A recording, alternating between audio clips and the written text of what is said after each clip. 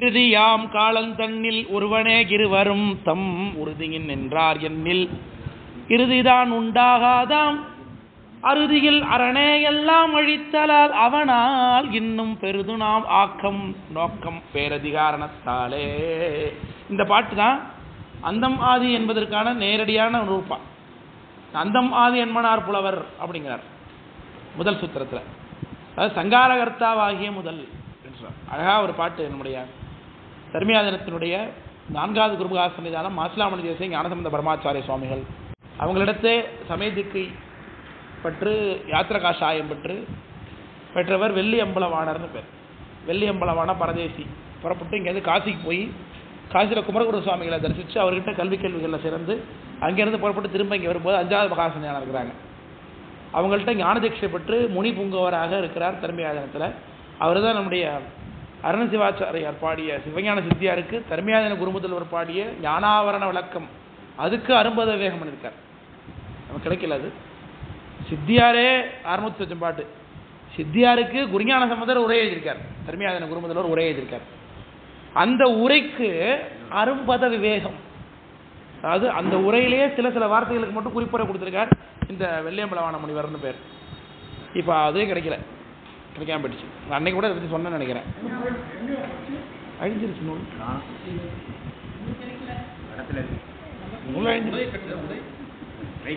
இப்படி நூல் இருந்தது அப்படிங்கிறதே 60 விவேகம்னு அவர் வச்சிருக்கிற சில அங்கங்க அவர் மேற்கோள் காமிக்கிற பகுதியை வச்சு தான் அப்படி நூல் இருந்திருக்கீங்க நமக்கு தெரியுது. அப்படிதான் தெரியுது. இல்லை அப்படி இல்லை. சித்தியார் முழுசா இருக்கு. சித்தியாருக்கு குருஞான சம்பந்த பெருமான் பண்ணிய உரை, அந்த உரைக்கு ஒரு 60 வேகம் வெள்ளியம்பலவான உரைப்படார். இவர் தான் முதுமொழி மேல் வைப்புன்னு ஒரு நூல் பண்ணியிருக்காரு. அதுதான் அடியன் திருவான்மையூரில் சொல்லிட்டு இருக்கேன்.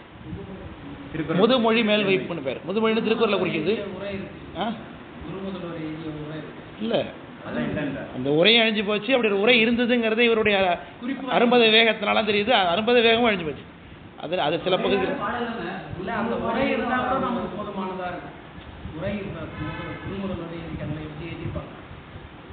அவங்க இப்படி பண்ண முடியாது. அவங்க எழுதுறது இல்லை, அவ்வளோதான். அதுக்காக நம்ம நூலை உரையில் அவ்வளோ அருணடி முதலே இவங்களுடைய வித்வான் தானே. இப்போ இருந்தால் மட்டும் அப்படியே நம்ம அப்படியே கரைச்சி குடிச்சிட்டு தான் அடுத்த வேலை பார்ப்போம். எல்லா நூலும் இருந்துட்டு அப்படியே கரைச்சி குடிச்சு அடுத்த வேலையாக அதுதான் பழவுக்கு.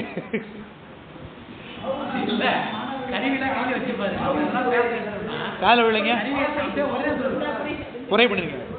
இல்லைங்க எனக்கு படிச்சதில்லை, கேள்விப்பட்டதில்லை. வெறும் படிச்சிருக்கேன். அப்படியா? சீசு மணி படிச்சிருக்கேன்.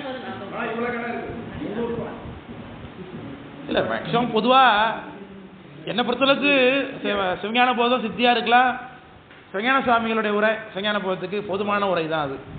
அது அருணவள்ளி முதலியார் உரை போதுமானது. அதுக்கு மேலே நீங்கள் போகணுன்னாக்க விளங்கம்பிள்ளை சீசுமணி இதெல்லாமே ஓரளவுக்கு கொடுத்துருவாங்க. ஆனால் இவங்கெல்லாம் கூட அவங்க என்ன சொல்ல வராங்கங்கிறதுக்கான ஒரு பொழிப்பாக யூஸ் பண்ணிக்கிறது தான் இதெல்லாம் இருக்கும். ஆனால் உள்ளபடியே கருத்துரை நமக்கு தேவையானது சிவஞான சுவாமிகளோடதே அருணவள்ளி முதலியார் தான் வச்சுக்கலாம். ஏன்னா அதெல்லாம் தான் ரொம்ப உயர்ந்த உரைகள். மற்றவங்களாம் அவங்களோட அபிப்பிராயத்தை உள்ளே கொண்டு வருவாங்க. என்னுடைய கருத்து இது. ஆமாம், என் அபிப்பிராயத்தை சொல்லுவேன் தான். அப்படிதான் இருக்கு. இப்போ இன்னும் சொல்ல போனால் இப்போ சிவஞான சுவாமிகளோடமே அவருடைய அபிப்பிராயம் தான் இல்லையா? எதுவுமே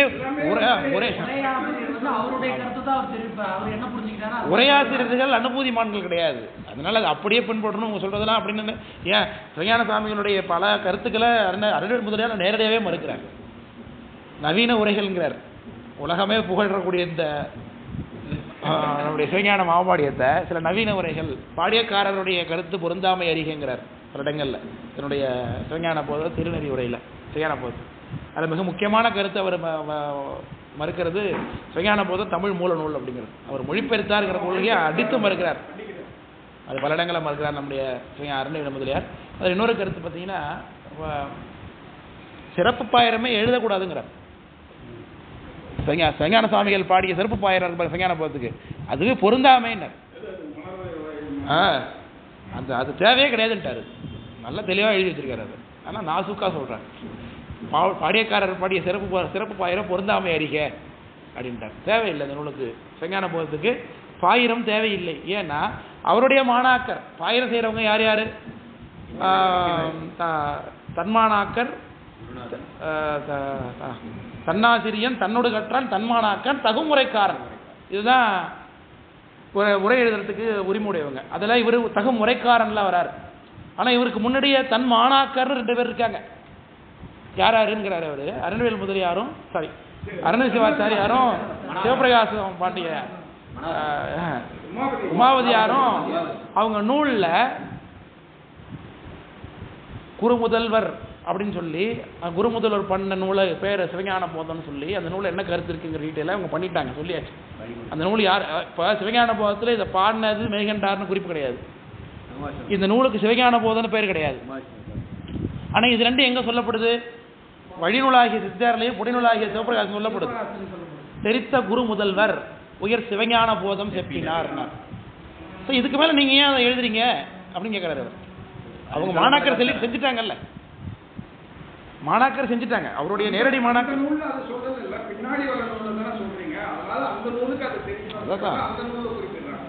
அதாவது இவருடைய கருத்து அது. பாயிரம் தேவையில்லை, இதை இன்னைக்கு மறுக்கலாம். ஏன்னா தகுமுறைக்காரருங்கும் பொழுது இவர் உரைக்க ஒரு பாயிரம் நினைக்கிறார். அப்படி நம்ம கொண்டு போகலாம். அதை இவருக்கு மாற்றுக்கருத்து இருக்கிறதுனால அந்த கருத்தை அவர் கொண்டு வந்து வைக்கிறாருன்னு வச்சுக்கலாம். நேரடியாக அது கிடையவே தேவையில்லைன்னு சொல்ல முடியாது. ஏன்னா அந்த நூலுடைய பாயிரத்து தான் அது இருக்குது. நீங்கள் சொன்னது மாதிரி சித்தியார் உள்ள கருத்தும் விஞ்ஞான போது சிவபிரகாசம் உள்ள கருத்து அந்த நூலில் உள்ள பகுதி தான். அது நம்ம சித்தியார் விஞ்ஞான போதத்துடைய பாயிரன்னு கொண்டு போக முடியாது. அதை கொண்டு கோட்டு தான் பொருள் காணணும். விளக்கப்படுத்துங்களா இல்லையா? கொண்டு கோட்டு பொருள் காணணும். ஆனால் இவர் அப்படி பண்ணாமல் நேரடியாகவே இந்த சிவஞான போதத்துக்கு இது சிறப்பு பாயிரம் அப்படின்னு சொல்லியிருக்காரு. பொதுவாக உரையாசிரியர்கள் வேறுபடுவாதான் செய்வாங்க. அருணவேல் முதலியாருக்கு என்னை பொறுத்தளவுக்கு நான் பார்த்து அடியன் பொறுத்த வரைக்கும் இவருக்கு மேலே பெரிய ஒன்றும் சிவஞான சுவாமிகளுடைய கருத்துக்கள் மீது அபிப்பிராயம் இல்லை. அவர் மேலே அபிப்பிராயம் சொல்ல வரல. அவர் பெரிய புலவர். இப்போ கூட சொன்னேன், ஆச்சரியமான பாடல்கள்லாம் பாடி வச்சுக்கூடிய அருமையான மகான் அவங்க. கருத்துக்கள்ல சில மாறுபாடுகள் இருக்கு. அதனால அதை அவங்க இப்போ நீங்க இன்னொரு கருத்து ஒன்று பாருங்க. இப்போ இதெல்லாம்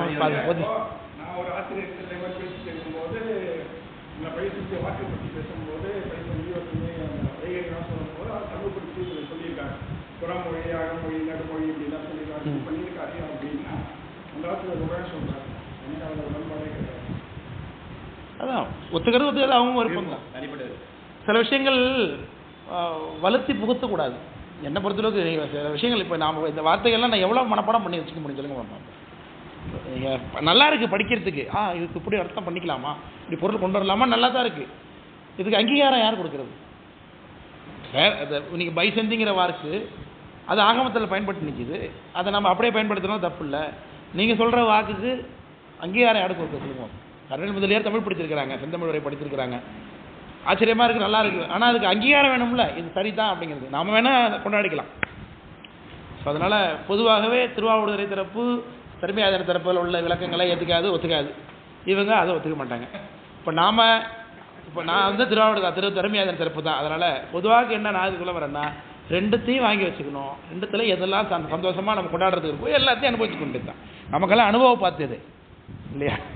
அப்பா வீட்டிலேருந்து சொத்து வருது, அம்மா வீட்டில் சொத்து வருதுன்னா வேணாங்கதாப்பா, வச்சுக்க வேண்டியது தான். அதுமாரி ரெண்டுத்தையும் அனுபவிச்சுக்க வேண்டியது தான்.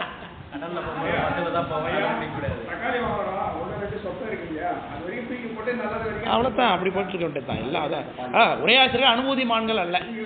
அதனால் அப்படியே பிரமாணம் கொள்ள வேண்டியது. இப்போ உதாரணத்துக்கு ஒரு சின்ன கருத்து ஒன்று, இப்போ முகநூலில் தான் எழுதுறாங்களா, எல்லாத்துலேயும் வருது. அவர் கருத்து பண்ணுறாங்க. இப்போ சிவஞான மாபாடியுமே சில கருத்துக்கள்லாம் வேறுபாடு வருது. மாபாடியத்தில் இன்றைக்கி இருக்கக்கூடிய மாபாடியத்தில் பல கருத்து வேறுபாடுகள் வரும்பொழுது அந்த கருத்து வேறுபாடுகளோட எப்படி சிவஞான சுவாமிகள் பாடலாம் அப்படின்னு கேள்வி வரும்போது சிவஞான சுவாமிகளுடைய பக்தர்கள்லாம் என்ன சொல்கிறாங்கன்னா, இப்போ இருக்கிற உரையே சிவஞான சுவாமிகள் பண்ணதே இல்லை அப்படிங்கிறாங்க.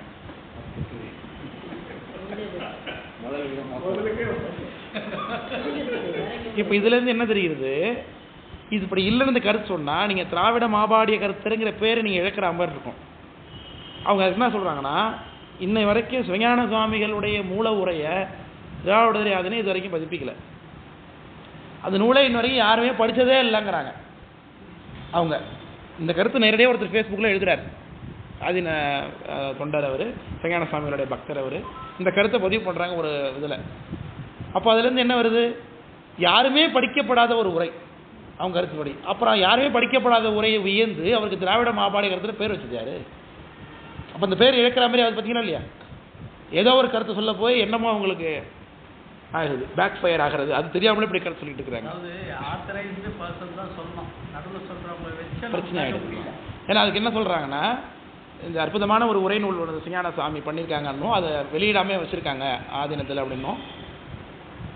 நம்முடைய சூரியனார் கோயில் ஆதீனத்தில் இருக்கக்கூடிய அப்போ உள்ள ஒரு சாமி சன்னிதானம் தான், அதை போய் படித்து பார்த்துட்டு தரேன் அப்படின்னு சொன்னாங்களாம். ஒரு இரவில் உட்காந்து படிச்சுட்டு வாங்கி வச்சுட்டாங்களாம். திரும்ப வந்தோடனே இவர் அதை காப்பி பண்ணிட்டாராம்.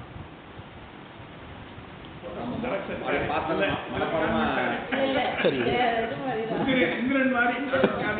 ஒரு இரவில் உட்காந்து படிச்சுட்டு அதை அப்படியே வந்து இவர் காப்பி பண்ணது தான் இப்போ இருக்கிற சிவஞான மாபாடியம் அப்படின்னு சொல்கிறாங்க. ஸோ இதுவே நமக்கு முதல்ல சொல்கிறதுக்கு இல்லை, ஏதோ வந்திருக்காங்க. இது எவ்வளோ தூரம், இது ஒரு அந்த புத்தகம் எவ்வளோ படிச்சு நம்மளால் படிக்கவே முடியல அதை அப்படி இருக்கு சொல்லி. இதே மாதிரி தான் ராமானுஜருடைய கருத்து ஒன்று. பிரம்மசூத்திர உசவடி அவருக்கு கிடைக்கவே இல்லை, அதெல்லாம் பதுக்கிட்டாங்க. அது போய் காஷ்மீரில் போய் அவர் காஷ்மீரில் உள்ள சாரதா பீடத்தில் போய் வாங்கி அவர் படித்ததாகவும், படிச்சுட்டு யாரும் கொடுக்கல, வாங்கிட்டு வந்துட்டாங்களாம். அப்புறம் தூக்கிட்டு திரும்பி விரட்டிட்டு போயிட்டாங்களாம். அப்புறம் வாங்கிட்டு போயிட்டாங்க. அப்புறம் திரும்ப வரும்போது எப்படி வாஷ்யம் பண்ணுறேன்னு நம்ம வாக்கு கொடுத்துருமே ஆச்சாரியனுக்கு, என்ன பண்ணுறதுன்னே கூரத்தாழ்வார் கூட வந்தார். இரவு நீங்கள் தூங்கும்போது நான் உட்காந்து படிச்சுட்டேன், அதை ஞாபகமாக இருக்குது, நான் சொல்கிறேன் எழுதிக்கிங்கன்னு சொல்லி எழுதி அப்புறம் ஒரு உரை எழுதுனது அவங்க ஒரு கதை சொல்கிறாங்க. அது இல்லை, முதல்ல இது எவ்வளோ தூரம் சாத்தியம்னு நான் கேட்குறேன். நான் ஆச்சரியமா, இதெல்லாம் சாத்தியமே இல்லாத ஒரு கருத்து.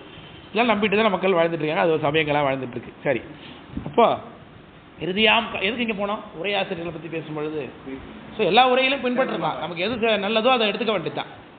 எல்லாத்தையும் நம்ம பின்பற்றணும், எல்லாத்தையும் சொல்லணும், எல்லாத்தையும் டெவலப் பண்ணணும்னு அவசியமும் கிடையாது. எது தேவையோ அதை நம்ம கொண்டுட்டு போயிட்டு இருக்க வேண்டியது தான். என்னது பாடம் எடுப்பாங்க, மறுநாள் அப்படி பார்க்காம ஒரு புத்தகம் ஃபுல்லாக படிப்பாருங்க. அப்படியா? இப்போ வர பார்க்காம படிப்பாங்க. உரைநடையவா? ஐயோ, உரைநடைய அப்படியே நீ ஃபஸ்ட் ஆகணும், நாளைக்கு இது எதுவுமே படிக்க மாட்டாங்க. அப்படியே புத்தகத்தை மூடி வச்சுட்டு படிச்சுட்டே இருக்கும். நீங்கள் அதை ஒரு கமா கூட மிஸ் பண்ண மாட்டேன். அதான் ஆச்சரியம். அதே மாதிரி தான் சாதாரண ஒரு ஆசிரியர் போது புக்கையே ஞான ஆசிரியர் எப்படி இருப்பாரு கூட மாட்டாங்க. ஆனால் அது பாட்டு வந்துட்டு எவ்வளோ எக்ஸ்பீரியன்ஸ் படிச்சிருக்காங்க, எவ்வளோ எக்ஸ்பீரியன்ஸ். இந்த விஷயம் நீங்கள் சொல்லும்போது என்னால் ஒத்துக்க முடியும். ஏன்னா நேரில் ஒருத்தர் பார்த்துருக்கேன். ஒரு ஆசிரியரே எப்படி இருக்கும்போது ஞானமே வடிவா கொண்டவங்க எப்படி இருந்திருக்கலாங்கிறீங்க நீங்கள்.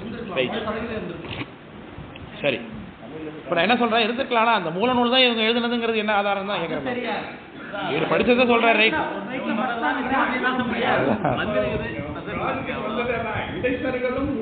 உண்டு தான் இங்கே எதுவுமே. ஆமாம், திருமந்தத்தையே சொல்கிறாங்க. இறுதியாம் காலந்தண்ணில் ஒருவனே இருவரும் தம் உறுதியின் நின்றார் எண்ணில். சங்காரம் என்பது என்ன அப்படின்னு பார்க்கும்போது, சங்காரங்கிறத இலைப்பொழித்தல் அப்படிங்கிறார். சங்காரம் ஏன் நடக்குது? முதல்ல சங்காரத்தினுடைய காரணம் இலைப்பொழித்தல். பின்னாடி அடுத்த பாட்டில் வருது, பின்னாடி சிவபிரகாசர் பாட்டில் ரெஃபர் காமிக்கிறேன் அப்படின்னு உங்களுக்கு. எதற்காக சங்காரம் பண்ணுகிற? நித்திய சங்காரம் என்பது உயிருடைய இயல்பு. உயிர் என்ன பண்ணும்? கலைப்படையும். பற்றி நின்று அறியும், அறிவிக்க அறிதலானும், அறிந்தவை மறத்தலானும் அப்படின்னார்.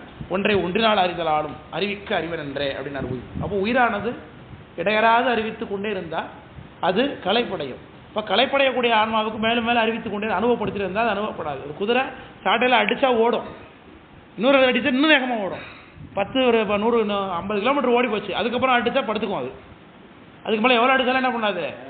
கீழே தான் கிடக்கும் தெரிஞ்சு அதில் எழுந்திரிச்சு நடக்க இயலாது. உடனே அதுக்கு என்ன பண்ணுறது? என்ன பண்ணணும்? அதை கொண்டு போய் கட்டி தண்ணி காய்ச்சி படுக்க வச்சு கொஞ்சம் ரெஸ்ட் கொடுத்தா திரும்ப அடுத்து திரும்பி ஃப்ரெஷ்ஷாக ஓட ஆரம்பிக்கும்.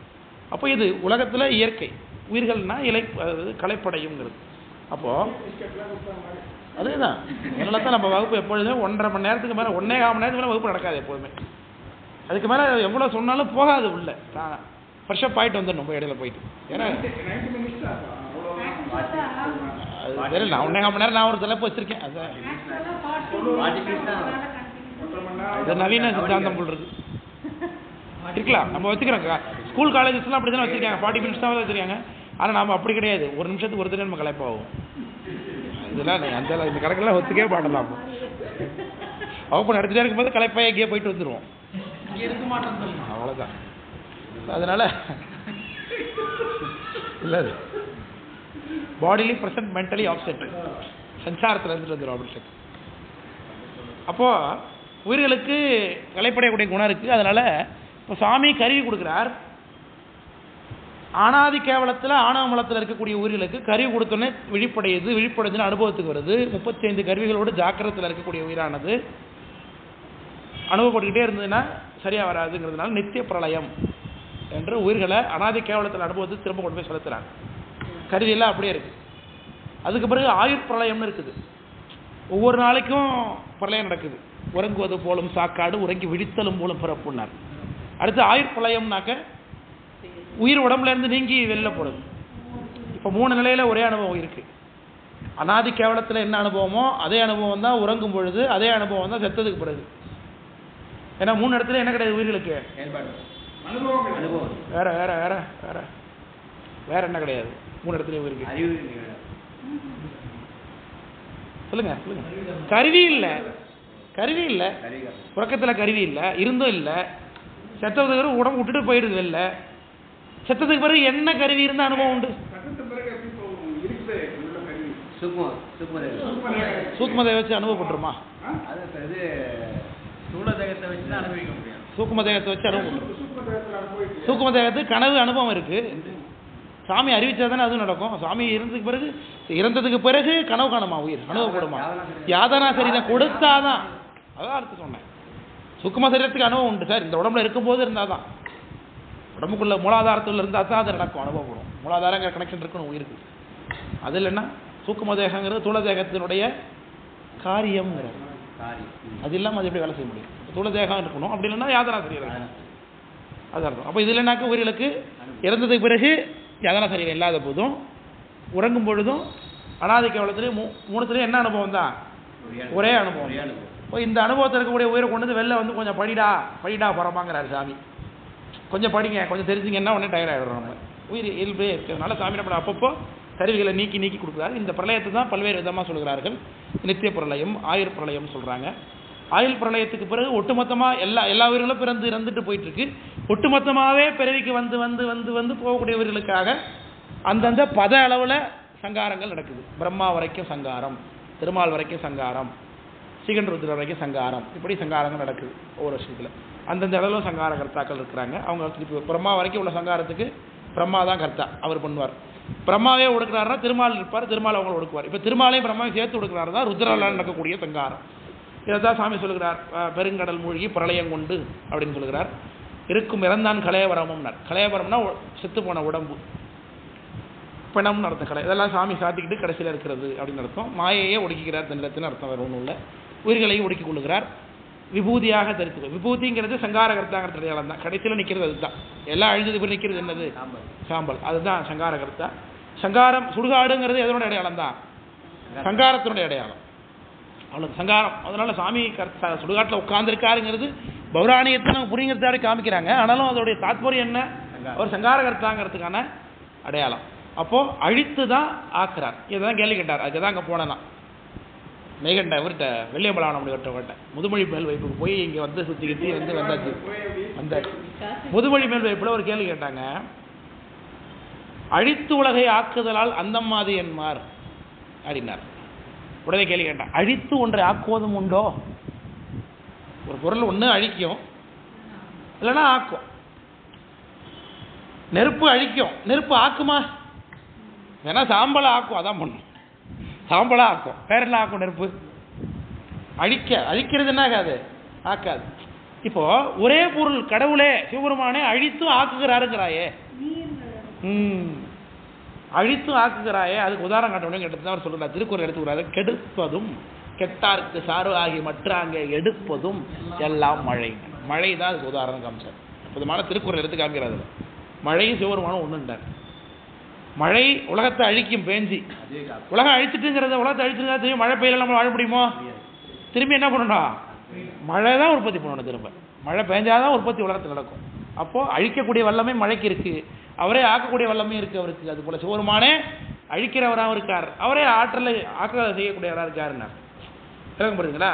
ரைட். அப்போது இந்த 3 பேரில் ஏன் இவங்க 3 பேர் இவங்க மட்டும் நிற்கிறார், மற்றவங்களாம் ஏன் சங்காரம் ஆக மாட்டாங்க அப்படின்னா அது முழுமையான சங்காரம் அல்ல. திருமால் இருக்காருன்னா திருமால் வரைக்கும் சங்காரம் நடக்குதுன்னு அர்த்தமே தவிர திருமால் சங்காரம் ஆகலைன்னு அர்த்தம். பிரம்மா இருக்காருன்னா அது பிரம்மா வரைக்குமான சங்காரம் தான் தவிர்த்து நாங்கள் இங்கே பேசிக்கிட்டு எது வரைக்கும் உள்ள சங்காரம், சிவபெருமான் வரைக்கும் இருக்கக்கூடிய சங்காரம். அதான் சொல்லுகிறார், உறுதியின் நின்றார் எண்ணில் இறுதி தான் உண்டாகாதாம். இறுதிங்கிறது சங்காரங்கிற வார்த்தையை குறிக்கும். அதுதான் ஸ்ரீகண்டருத்திர வரைக்கும் நடக்கக்கூடிய சங்காரம். ஸ்ரீகண்டருத்திரத்துக்கு மேலே சங்காரம், அது பிள்ளையாகல நன்மாக்கள் இருக்கக்கூடிய புவனத்தை சங்காரம் நடந்ததுன்னா அனந்தவர் நிகழ்த்து வராது. இவங்க எல்லாருமே போய் அனந்தர்கிட்ட ஒடுங்கிடுவாங்க. அனந்தர் இருக்கிற பூணங்களும் ஒடுங்குச்சுனாக்க சதாசிவரெல்லாம் நடத்தப்படும். சதாசிவருடைய பூணங்களும் ஒடுக்கப்படுதுன்னா அப்படி ஒன்று நடக்க வாய்ப்பு இல்லை எனக்கு தெரிஞ்சு. சாமி ஒரு உற்பத்தி பண்ணுறாரு, திரும்பி அது மாதிரி வர இருக்குமான்னு எனக்கு தெரியல. அது இருக்குன்னு தான் சொல்கிறாங்க. சதாசிவரும் நாத தத்துவமும் ஒடுங்கிடும் அப்படின்னு நம்ம சொல்லுகின்றோம். ஆமாம், சக்தியில் சக்தி சாமிகிட்ட ஒடுங்கிடும், எதுவுமே இல்லாத ஒரு நிலை. ஸோ இதெல்லாம் தெரிஞ்சுக்கலாம். ஆனால் அப்ளிகேஷனில் உண்டான்னு தெரியல எனக்கு. அப்படி ஒரு சங்காரம் நடக்குமா? நீடு இல்லை எனக்கு தெரிஞ்சு. ஏன்னா ஆமாம், காலங்கிறது அங்கே கிடையவே கிடையாது. ஸோ அதனால் அது அப்ளை பண்ணி பார்க்க முடியாது. இருக்குது, இப்படி இதான் இருக்குன்னு புரிஞ்சுக்கலாம், அவ்வளோதான். ஆமாம், இருந்தாலும் கூட நம்மளால அதெல்லாம் அனுபவிக்கவே முடியாது. ஒருவேளை சதாசிவராகவே நம்ம போய் உட்கார்ந்தா கூட, இந்த ஆன்மா நாளைக்கு சதாசிவராகவே வந்தால் கூட சதாசிவர் தான் ஒடுங்கிடுவார். அதுக்கு பிறகு அவருக்கு எப்படி தெரியும் அங்கே நடக்கிற சங்காரம்? அதனால் எல்லாமே சாமிக்கு மாதிரி தான் தெரியும். அதெல்லாம் ஆமாம். அப்போ கடைசியில் சாமி சாமியால் செய்யக்கூடிய சங்காரங்கள் அதில் இங்கே பேசப்படுவது அரண். ஏன் இந்த உலகம் இதை பார்த்து தான் நம்ம பேச்சுவார்த்தை நடந்துகிட்டு இருக்கு. இப்போ இந்த உலகத்தில் இருக்கக்கூடிய உலகாயதன்ட்டையும், இந்த உலகத்தில் இருக்கக்கூடிய ஒரு மாயாவதிகிட்டையும், இந்த உலகத்தில் இருக்கக்கூடிய ஒரு விஸ்தாத்வதிகிட்டையும், இங்கே இருக்கக்கூடிய ஒருத்தன்ட்ட தான் நம்ம பேசிக்கிட்டு இருக்கோம். அப்போ இந்த உலகம் நம்ம எல்லாருக்கும் பொது. அப்போ இந்த உலகத்தில் என்ன இருக்காங்களோ, எது நடக்குதோ அதை வச்சு தான் நம்ம பிரமாணம் காட்ட முடியும். அப்போ இந்த உலகம் என்பது சகல வகை போகணும். இந்த இடத்துல நமக்கு மூவகை தொழில் தான் பிரதானியம். தோற்றம், சிதம், சங்காரம். அதனால் இங்கே இருக்கக்கூடிய கர்த்தாக்களை வச்சு இங்கே இருக்கிற கர்த்தால யார் பெரியவர், அதுதான் இங்கே தீர்மானம். இங்கே 3 பேர் கர்த்தா, அதில் மாட்டு கருத்து கிடையாது. இந்த 3 பேரில் யார் தலைமை வாய்ந்தவர், அதுதான் இங்கே தீர்மானம் பொழுது சங்கார கர்த்தாவாகிய முதல் என்று சொல்லுவோம். அப்போ திருமால் பல இடங்களில் அவர் இறந்து போகிறார் அப்படிங்கிற செய்தியை புராணங்களில் பார்க்குறோம், பௌராணிகத்தில் பார்க்குறோம். திருமாலுடைய உடம்பு மாயாகாரியமான உடம்பு அப்படிங்கிறது பௌராணிகத்தில், பௌராணிகங்கிறது புராணம், புராணத்தில் அதுக்கான ஆதாரங்கள் இருக்குது. சித்தியாரில் கருவில் பூந்து வந்துடுறார். ரெண்டாவது வைகுண்டத்தில் இருக்கக்கூடிய திருமால் அவரே அவங்க விசாத்வைதம், அதாவது வைஷ்ணவத்தில் முக்தியை பற்றி பேசும்பொழுது அவங்க 2 வகை முக்தி சொல்லுவாங்க. ஒன்று வைகுண்டத்துக்கு போயிடுறது. வைகுண்டத்தில் போய் வைகுண்டத்தில் பரம கல்யாண குணங்களோடு கூட திருமால் பூதேவி, ஸ்ரீதேவி, நீலாதேவின் ஆட்சியாரோடு கூட ஆதிசேஷ பரிகங்கத்தில் உட்காந்துருப்பார் அப்படிங்கிறாங்க. ஸோ அவரை போய் தரிசனம் பண்ணி கொண்டு அங்கே நடக்கக்கூடிய நித்திய உற்சவங்களில் தரிசித்து கொண்டு அனுபவித்து கொண்டிருக்கிறது முக்தி அப்படிங்கிறாங்க. இதுக்கு பேர் என்ன? இதுக்கு பேர் என்ன? இது எப்படி சொல்லுவீங்க? பதமுக்தி. வெரி குட், பதமுக்தி. இதுக்கு பேர் பதமுக்தி. இது ஒரு சாலோகம். அந்த உலகத்துக்கு போகிறது, அங்கே போய் இருக்கிறாரு, அனுபவிச்சுட்டு இருக்கிறாங்க. இன்னொரு சொல்கிறாங்க, அந்த வைகுண்டத்துக்கும் போய் இந்த உற்சவங்கள்லாம் ஈடுபடாமல் தன்னை நோக்கிய உள்ளார்ந்த அனுபவத்தில் இருக்கிறது அப்படின்னு ஒன்று சொல்கிறாங்க. அதை இகழ்கிறாங்க வைஷ்ணவர்கள். பெருமாளுடைய கல்யாண குணங்களை போய் அனுபவிக்காமல் வைகுண்டத்தில் போய் அங்கே போய் இதை சேர்த்துக்கிட்டு இங்கேயே உட்காந்துட்டு செய்யலாமே அப்படின்னு அவங்க சொல்கிறாங்கன்னு வச்சுக்கோங்க. இப்போ வைகுண்டத்தில் அமர்ந்திருக்கக்கூடிய திருமாலுடைய வைகுண்டத்துக்குள்ள பைரவமூர்த்தி போகிறார், பிரவேசம் பண்ணுறாரு. விஷக்ஷேனன்னு இருக்கான், அவர் தடுக்கிறார். இப்போ நமக்கு நந்தியம்பெருமான் மாதிரிங்க, நமக்கு நந்தியம்பெருமான் தான் முதல் குருநாதர். அதேமாரி வைணவத்தில் விஷக்ஷேனர் தான் அங்கே முதல் பரம்பரையில் குருநாதர். அவரை மார்பிள் ஒரு உதவி கீழே செத்துவிட்டாங்க. அவர் நேராக போனார், திருமால் உட்கார்ந்தார். என்ன சுவாமி வேணும்னாரு. இதுமாரி எனக்கு கையில் இருக்க பிரம்மகபாலத்துக்கு ரத்தபிக்ஷை வேணும்னார். உடனே கோதண்டத்தை திறந்து விட்டான் அப்படின்னு சித்தியார் சொல்லுகிறது. தன்னுடைய நெத்தியை வெட்டி அதுலேருந்து மரம்பு எடுத்து விட்டான், அது ரத்தத்தை நிரப்புச்சின்னு சொல்லுவோம் இல்லையா. சீதியிலா கோதண்டத்தை திறந்து விட்டான்னார். அப்போ தாதுக்களால் ஆக்கப்பட்ட உடம்பு இருக்குது, தாது ரத்தம் இருக்குது திருமாலுக்கு. ரத்தம் இருக்கும்போது அவருடைய உடம்பு நம்மள மாதிரியான உடம்பு தான், மாயாகாரியமான உடம்பு. அப்போ மாயாகாரியமான உடம்பு உடையவர் தான் கர்த்தாவாக இருக்க இயலாது என்பது. கோதண்டம் நெத்தி, கோதண்டங்கிறது நெத்தி. காரணம் வில்லு மாதிரி இருக்குல்ல, நம்ம கோதண்டம் தான் வில்லு, இது வில்லு மாதிரி தான் இருக்குது. நெத்தி எதுக்கு ஓமை, இந்த புருவம் இருக்குல்ல வில். மழைக்கு சூரியனும் உதாரணமாக நீங்கள் இதில் சொல்லியிருக்கீங்க. சூரியனே ஆற்றல் காற்றல் சொல்லுங்க. அதான் ஒரு ஓமை, ஒரு உடைய ஓமை தான். அதுமாரி சூரியன் மழையை மாதிரி சூரியனும் தான். அதனால் அப்போ திருமாலே தாதுக்களான உடம்புடையவர்னா அப்போ பிரம்மா என்ன கேட்கவே வேண்டியதில்லை இல்லையா? பிரம்மா பலவிதமான குற்றங்களை செய்கிறத பல இடங்களில் பார்க்குறோம் இல்லையா? சரஸ்வதி வரலன்னு உடனே கொஞ்சம் நேரத்துக்கு காயத்ரியை உட்கார வச்சு ஹோமம் பண்ணிட்டார். சரஸ்வதி வர நேரம் ஆச்சு தெரியுமா? அதில் ஹோமம் பண்ணார். சரி, காயத்ரியை உட்கார வச்சு ஹோமம் பண்ணாருன்னு இருக்குது. திலோத்தமையை பார்த்து மோகம் கொண்டு ஓடினார்னு இருக்குது. ஆணவ மலத்தில் அகப்பட்டு ஒரு தலையை எழுந்தார் பைரவமூர்த்தி கிட்டேன்னு இருக்குது. ஸோ இது எல்லாமே அவங்களுடைய சரித்திரம். ஸோ இதுலேருந்து என்ன ஆகுது? இவர்கள் எல்லாமே ஆணவமலம் உடையவர்கள், இவர்கள் எல்லாமே சகல வகை ஆன்மாக்கள். ஸோ இவர்களால் கர்த்தாவாக இருக்க இயலாது என்று தெரிகிறது. அதனால் இவர்கள் என்ன ஒடுக்கத்துக்கு உரியவங்க தான். விளக்கம் புரியுதுங்களா? அப்போ இவர்களால் இவர்களையும் மேலே இருந்து ஆட்சி செய்யக்கூடிய ஸ்ரீகண்டருத்திரர், அவர் வரைக்கும் உள்ள பூணங்களுக்கு இவர் தான் கர்த்தா அப்படிங்கிறது விஷயம். ஸோ அவர் தான் இதை பண்ணுகின்றார். இப்போ ஸ்ரீகண்டருத்திரர் சாதிச்சாச்சு. இப்போ ஸ்ரீகண்டருத்திரர் அவர் மூவரில் ஒருத்தர் தானே அப்படின்னு கொல்லக்கூடாதுங்கிறதுக்கு நீ வரக்கூடிய பாடல்கள் பிரமாணம். அதை நான் பார்க்க போகிறோம். இப்போ அறுதியில் அரணே எல்லாம் அழித்தலால் அவனால் இன்னும் பொருதும். கடைசியில் இந்த ரூமை நான் காலி பண்ணுறேன் சார், எல்லோரும் நீங்கள் எல்லாம் போயிட்டீங்க, நான் மட்டும் எல்லாத்தையும் பேக் பண்ணி ஒரு டப்பாவில் போட்டு வச்சுட்டேன், தூக்கிட்டு போய் வேறு ரூமில் ஷிஃப்ட் பண்ணுறேன். இப்போ யார் திறந்து வைக்கணும்? யார் வெளில இருந்து திறந்து பூட்டினாரோ அவர் தான் ஓப்பன் பண்ணணும். யார் க்ளோஸ் பண்ணாரோ அவர் தான் ஓப்பன் பண்ணணும் இல்லையா? வேதம் மூண்டுச்சு, வேதத்தால் திறந்தார் ஞானசம்பந்தர் இல்லையா? வேதம் மூடிச்சு, மொதல் பாட்டு பாடினார், சதுரம் மறைதான் துதி செய்துனார். இது நயம்தான், நயம்தான். இது வேதத்தை வச்சு பாடினதுனால தான் அவர் திறந்துட்டார் அப்படிங்கிறது ஒரு பெரிய கருத்து கிடையாது. இருவர் சுவாமியோட சங்கல்பம் ரெண்டுமே. அதனால் அப்போ பெரிதும் நாம் ஆக்கம் நோக்கம் பேர் அதிகரணத்தாலே. அதனால் ஆக்கமும் நோக்கமும், ஆக்கம்ங்கிறது உற்பத்தியையும் நோக்கம்ங்கிறது மேற்பார்வை காத்தலையும் குறிக்குது. ரெண்டுமே எதனால் செய்கிறாங்க? இறைவனுடைய அதிகரணம். மேலே சாமி உள்ள அதிட்டு நின்று கொண்டு இருக்கிறதுனால இவர்களால் செய்யப்படுகிறது தவிர்த்து அவர்கள் நேரடியாக செய்யப்படவில்லை. அந்த ஆன்மாக்களுக்கும் என்ன, திருமாலுக்கும் என்ன வேணும்? முதலமைச்சராக இருந்தாலும் அவருக்கு ரெஸ்ட் வேணாமா? வேணும் தான். சிஎம்மாக இருந்தாலும் பிஎம்மாக இருந்தாலும் அவருக்கு என்ன வேண்டியிருக்கு? ரெஸ்ட் வேண்டியிருக்கு. அப்போ இவர்கள் ஆன்ம வர்க்க தலைவர்கள், இவர்கள் எவ்வளோ காலம் தொழில் போட்டு இருந்தாலும் அவங்க என்ன ஆகுவாங்க? அவங்களுக்கும் களைப்பு உண்டாகும். அதனால் அந்தந்த நேரத்தில் வேணும். அதனால தான் கங்காளம் தோல்மையில காதலித்தான் காணியடினார், தங்காளம் செய்ய தரித்தனர்கான் தாழலோன்னார், தம் காலம் செய்யனார். உரிய காலத்தில் அவர்களுக்கும் இழைப்பு நீக்கம் செய்ய வேண்டும் என்பதனால அவர்களையும் ஒடுக்குகின்றார் சாமி என்பது கருத்து. அதனால் அவர்களை ஒடுக்குகிறார். சொன்ன இத்தொழில்கள் என்ன?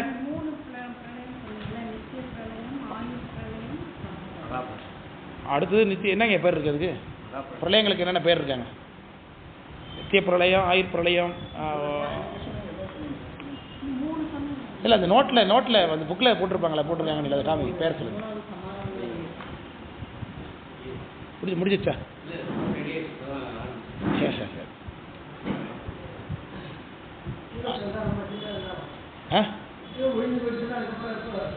சாமி சங்கல்பம் எப்போ வேணாலும் பண்ணுவார் அவர்.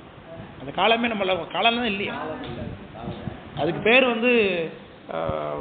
மகாபிரளயம் அப்படின்னு சொல்லுவாங்க. மேலே உள்ளது மகாபிரளயம் சொல்லுவாங்க.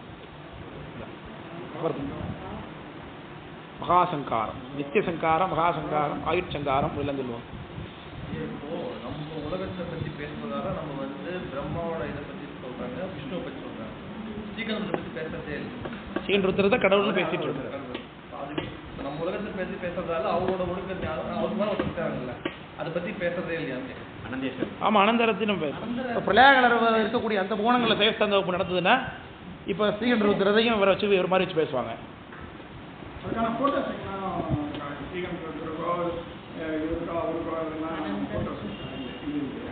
அனந்தரை பற்றி நம்ம தெரிஞ்சுக்கலாம். இப்போ திருவாவடுதுறை ஆதீனத்தில் அனந்தர்னு ஒரு புத்தகம் போட்டுதான் சொல்கிறாங்க. அவருடைய ரூபங்கள் எல்லாம் பார்த்தீங்கன்னா ஸ்ரீகண்டத்தில் போல தான் இருக்கும். ஏன்னா நம்மளுக்கு காட்சி கொடுக்குறது யார் தான்? ஸ்ரீகண்டத்தில். சதாசிவராக இருந்தாலும் நம்ம ஸ்ரீகண்டத்தில் போல தான் வரைஞ்சாகும். சதாசிவருக்கு உருவம் கிடையாது. இப்போ ஆதிசைவர்கள் எனக்கு ஒரு பையனை கூட பேச்சுவார்த்தை வந்துச்சு. அதில் ஆதிசைவ அந்தணர்களுக்கு நேரடியாக சதாசிவரை தீட்சை பண்ணதான் சொல்கிறாங்க. ஆதிசைவ அந்தணர்கள் நேரடியாக சதாசிவர் தீட்சை பண்ணாருன்னா அவங்க விஞ்ஞானகலர் ஆன்மாவாக இருக்கணும். அவங்க சதாசிவர் எங்கே இருக்காரு? விஞ்ஞானகலர் ஆன்மா தான் இருக்காரு. அப்போ அவர் தீட்சை பண்ணாருன்னா அவங்க யார் இருங்க? அவங்களுக்கு இங்கே என்ன வேலை? கேள்வி புரியுதா இல்லையா? கேள்வி. ஸோ இதை தடையை நான் எழுப்பினேன். இதை கேள்வி எழுப்பினதுக்கு அவங்க என்ன சொல்லிட்டாங்க? அதுக்காக தானே தத்துவங்கள்லாம் அதிகமாக படிக்காதான்டாராம் குருநாதர். ஓரளவுக்கு தானே தத்துவங்கள்லாம் படிக்கணும்ட்டான். என் கேள்வி சரியா தப்பா? நீ ஆதிசைவ அந்தணர்கள் யாரை கேட்டாலும் என்ன சொல்லுவாங்க? நீங்கள் சதாசிவருடைய 5 முகங்கள்லேருந்து நேரடியாக தீட்சிக்கப்பட்டாங்க, அதனால ஆதிசேவர்கள்ங்கிறாங்க. சரி, சரிதான், சொல்றது சரி. ஆனால் இந்த சதாசிவரே பண்ணாரா? சீகன்ருத்ரர் சதாசிவருடைய கோலத்தை கொண்டு 5 முகங்களோடு தோன்றியிருந்து 5 முகங்களை தீட்சை பண்ணியிருப்பார். விளக்க புரியுதுங்களா? ஏன்னா சதாசிவருக்கு இங்கே தொழில் இருந்தாலும் சீகன்ருத்திர மூலம் தான் நடந்தாகணும். சீகன்ருத்திர தான் கோலம் காட்டணும், வேற யாரும் காட்டவே முடியாது. நமக்கு சீகன்ருத்திர தான் கோலம் தான் தரிசனம் கிடைக்கும். அனந்த தேவரே இங்கே அனுகிரகம் பண்ணாலும் நமக்கு யாரு தான்? சீகன்ருத்திர கோலம், அவ்வளோதான். அதனால அவரு தான் தெரிவார். அதான் சதாசிவர் பண்ணாரா இல்லையாங்கிற விஷயத்துக்கே நான் வரல, யார் மூலமா வருவார், அவ்வளோதான் கருத்து. அதை நான் சொன்னேன். அதை ஆமாம் அக்செப்டபுளாக தான் இருக்குன்னாரு. இருந்தாலும் என் குருநாதர்கிட்ட கேட்டுக்கிறேன்னாரு.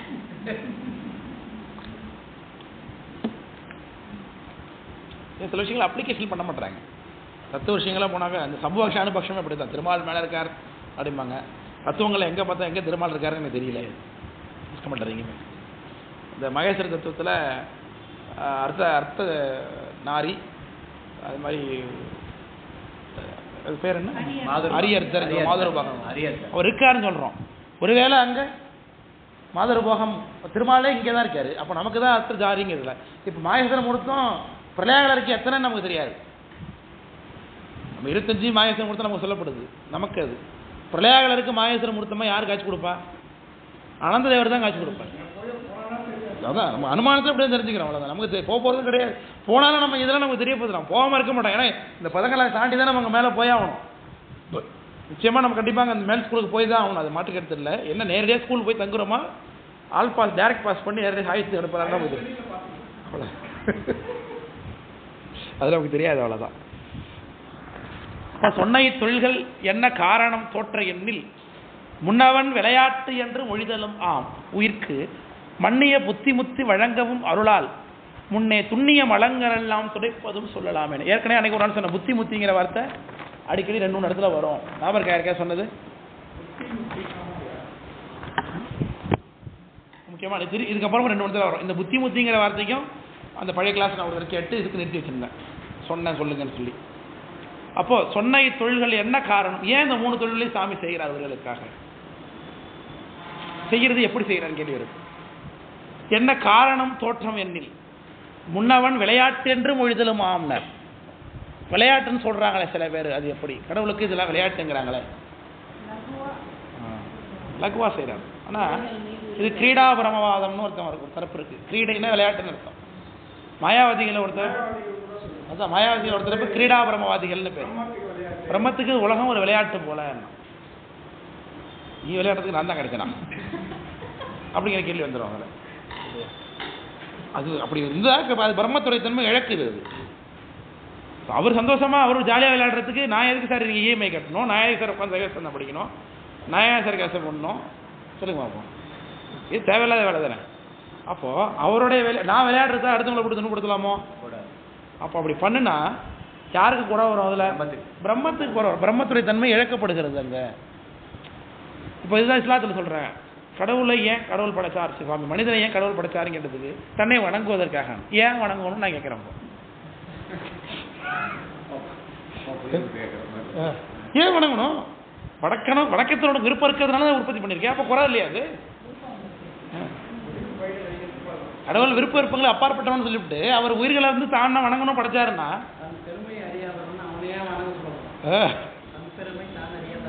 அப்போ உயிர்கள் இருக்குங்கிறதுக்கான அவங்களுடைய பதில் சொல்ல தெரியல. உயிர்கள் அனாதின்னு முடிக்கிறதுனால தான் ஆணவமலம், சாரி ஆகமம். எங்கள் அக்கா எப்போ பார்த்தாலும் என்ன சொல்லுவோம், என் ஸ்பீச்சில் அப்போ ஸ்டேட்டஸ் வைக்கிறோம், எப்போ பார்த்தாலும் இந்த ஆணவமலங்கிற வார்த்தை மட்டும் வாயிலிருந்து போகாது. ஆமாம் என்கிட்ட அதுதானே இருக்குது, அதனால அது இருக்கும் சொல்லிட்டு தான் இருப்பேன்னு சொல்லுவோம். எப்படி இருந்தாலும் ஆணவமலம் வார்த்தை வராமல் இருக்காதுன்னு சொல்லுவாங்க. அதுமாரி வந்து பாருங்க, அது கரெக்டாக ஆகமம்னு சொல்கிறது ஆணவமலம் இருந்து பாருங்க. அதனால் ஆகமத்தில் என்ன சொல்கிறாங்க, உயிர்ங்கிறது நித்திய பொருள், கடவுள்லேருந்து வேறுபட்ட பொருள், அது என்றும் உள்ள பொருள். இருக்கிற உயிர்களுக்கு தான் சாமி உலகத்தை படைச்சு கொடுக்குறான், அது இருக்கிற மாயையிலிருந்து. அப்படி எக்ஸ்பிளேஷன் நம்ம கொடுக்குறோம், புரியுதுங்களா? அதனால் இப்போ விளையாட்டு அப்படின்னா அப்போ ஆகம வேதம் சொல்லுது கிரீடம், பிரம்மத்துக்கு உலகம் படைப்பு இதை கிரீடங்க. அப்போ நம்ம விளக்கம் சொல்லி அதை அக்செப்ட் பண்ணி தான் ஆகணும். கீழே அன்றைக்கி ஒன்று சொல்லி கொடுத்தேன், குடாகாய ஆகா மகாய கூத்தாட்டுன்னு வித்தியாரில். குடாகாய மகாய கூத்தாட்டு அப்படிங்கிறதுக்கு அது வேதம் சொல்லுது, உபனிஷத்தில் வருது அந்த விஷயம். அது எப்படி ஒரு உடம்பு வந்து ஒரு குடம் மாதிரி, இந்த குடம் உடஞ்ச உடனே உள்ள இருக்கிற ஆகாயம் எப்படி வெளியாகாசத்தில் கலந்துருதோ அதே மாதிரி உடம்பு நீக்கிய உடனே உயிர் முக்தி அடையுதுன்னு வேதம் சொல்லிடுது. இதை பிடிச்சிக்க நான் மாயாவதியை சொல்கிறான். இப்போ அதை நான் மறுக்க முடியாது. ஏன்னா வேதம் சொல்லுது, அந்த இதை வேதம் சொல்கிறத நான் மறுக்க முடியாது. அப்போ அதுக்கு எக்ஸ்ப்ளனேஷன் கொடுக்கணும். அவன் என்ன சொல்கிறான், தூளதேகம் கெட்ட உடனே முத்திங்கிறான். நீ குடத்தை தூளதேகம் மட்டும் நினைக்கிற, அது கிடையாது. உடம்பு மொத்தம் 5 தேகமாக இருக்குது. காரணம், கஞ்சுகம், குணம், சூக்கமும், தூளம். இந்த 5ம் கெடுவது தான் குடம் கெடுவது அப்படின்னு புரிஞ்சுக்கோன்னு நம்ம எக்ஸ்பிளைன் பண்ணுறோம். ஏன்னா வேதத்தில் சொன்னதை நம்ம மறுக்க முடியாது, நம்ம சரியான விளக்கத்தை கொடுக்கணும். அது மாதிரி இங்கே வந்த விளையாட்டு என்பது வேதம் உபநிஷத்தில் வந்ததுனால அதை நம்ம விளக்கம் சொன்னோம். எப்படி விளையாட்டு போல, ஆமாம் இல்லையா, காத்தும் படைத்தும் கறந்தும் விளையாடி வார்த்தையில் அப்படின்னாங்க. அப்போ விளையாட்டு போல செய்வார் சாமி. இது வந்து ஒரு முயற்சி கிடையாது, பெரிய முயற்சி தேவையில்லை, அசால்ட்டு அப்படிங்கிறோம். அது சாமிக்கு வந்து உலகத்துக்கு அப்படி யோசனை இல்லாமல் கொண்டாது, பெரிய பிரயத்தனம் இல்லாமல் பண்ணக்கூடியதுன்னு அர்த்தம். முருகப்பெருமான் வந்து சூரபத்மன்ட்ட சண்டை போடுறது மாதிரி கொஞ்ச நாள் அப்படி தான் விளையாட்டு காமிச்சிட்டு இருப்பாரு. அப்புறமேலுக்கு தான் விஸ்வரூபம் காமிக்கிறார் அந்த மாதிரி. அதனால விளையாட்டு என்று மொழிதலும் ஆம் சொல்லலாம் அப்படிங்கிறார், சொல்லலாம் உயிர்க்கு. ஆனாலும் முக்கிய காரணம் தெரியுமா ஏன் பண்ணாருன்னா, விளையாட்டுன்னு சொல்லலாம், எல்லாம் சொல்ல விளையாட்டு சொல்லலாம், ஆனால் விளையாட்டுக்கு டீட்டெயில் இருக்கு, அதை சொல்லலை இங்கே அவர். சொல்லலாம் விளையாட்டுன்னு சொல்லலாம், தப்பு இல்லை, ஏன் வேதம் சொல்லுதே அப்போ சொல்லலாம். ஆனாலும் வேறு காரணம் இருக்கு. என்னது, உயிர்க்கு மன்னிய புத்தி முத்தி வழங்கவும். முக்கியமான வார்த்தை. புத்தி என்பது பசுபாச ஞானம், முத்தி என்பது பதிஞானம். புத்திங்கிறது இந்த உலகத்தை பற்றின பிறக்கும். முதல்ல ஆணத்தின் கண்ணை மறைத்த கடிய தொழில் ஆணவத்தால் என்னும் செயல் மாண்டைய உயிர். தாவரத்தை இருக்கேங்கிறது தெரியாதல கிடந்ததாகி அநாதி கேவலத்தை கிடந்த உயிர். அப்போ அந்த உயிருக்கு முதல்ல தான் இருக்கேங்கிற பிரச்சனையை கொடுக்கணும். அப்புறம் இந்த உலகம் இருக்குது, நாம் யார், நாம் ஏன் பிறவிக்கு வந்திருக்கோம், நாமே எங்கே இருக்கோம், அப்போது இதில் கடவுள் இருக்காரா, நம்மளுடைய டார்கெட் என்ன, இந்த உலகத்தில் இப்படி பிறந்து இழைக்கிறோமே, துன்பத்தை அடைகிறோமே, இதுக்கெல்லாம் என்ன காரணம். ஸோ அப்போ கடவுளுடைய திருடியை பிடிக்கணும், திருடியை பிடிக்கிறதுக்கு என்ன செய்யணும் அப்படிங்கிறத வரைக்கும் கண்டுபிடிக்கக்கூடிய விஷயத்துக்கு புத்தின்னு பேர். சாமியை பிடிச்சிட்டாருன்னா அதுக்கு பிறகு முத்தி இல்லையா. அப்போ உலக ஞானமும் கொடுத்தாகணும், உடம்பையும் கொடுத்தாகணும். அது கொடுத்ததுனால கிடைக்க வேண்டியது என்ன, இந்த புத்தி முத்தி திரும்ப திரும்ப வரும். இன்னைக்கு வரவங்க எல்லாம் நோட் பண்ணிங்க, 2-3 இடத்துல வரும் இந்த புத்தி முத்திங்கிற வார்த்தை. அப்போ திரும்ப நான் கேட்பேன், புத்தினா என்ன, முத்தினா என்னன்னு. பொதுவாக முத்தி அருள், அவ்வளோதான். இறைவனுடைய அருளை பெறுவதற்குன்னு வச்சுக்கொண்டு தான், அது எந்த முத்தியாகலாம் சொல்லணும். பொதுவாக சாகித்யத்தை தான் கொள்ளணும். ஆமாம், பரமுத்தியை தான் கொள்ளணும். முத்தின்னு குறிச்சா அது பொதுவாக சாகித்யத்தை தான் குறிக்கணும். ஏன்னா அதை நோக்கி தான் நம்ம சொல்ல பண்ணுறோம். பதமுத்தியை நம்ம முத்தியாக கன்சிடர் பண்ணுறதில்ல. கைலாயத்துக்கு நம்ம ஒன்றும் ஆசைப்பட வேணாம், நேரடியாக அங்கே போய்ட்டோம்னு நம்ம ஆசைப்படுறோம். ஆனால் நம்ம கைலாயம் போகணும் இல்லையா. கைலாயம் போனாலும் நம்ம கீழே வரதுக்கு வாய்ப்பு இருக்குது. நம்ம வந்துடுவோம், சுந்தரம் சைவாண்டா இருக்கும்போது அப்போ நம்ம வராமல் இருக்க மாட்டோங்கிறது என்னுடைய நம்பிக்கை. நான் வந்துடுவேங்கிறேன், வந்துடுவோன்னு உங்களுக்கு உங்களோட தான் நான் வரமாட்டேன், நான் சரியாக போனால் வந்துடுவோம் போல் இருக்கு.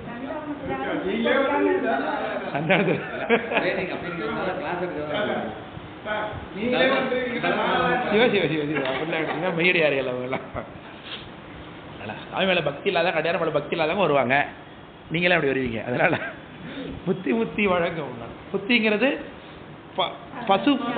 பசுபோதமும் பாசபோதம், அதாவது பசுஞானம் பாசஞானம்ங்கிறது தன்னை பற்றின இந்த உலகத்தில் உள்ள வாழ்க்கை. அவ்வளோதான், இந்த உலக வாழ்க்கையை குறிக்குது.